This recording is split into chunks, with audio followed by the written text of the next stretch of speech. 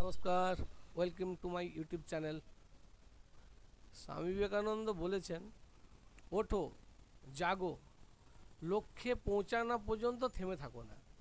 তাই বলি বস, স্বামী বিবেকানন্দের বাণীগুলো যদি খুব ভালো করে পড়াশোনা করেন তাহলে আর কোনো মোটিভেশনের দরকার নেই।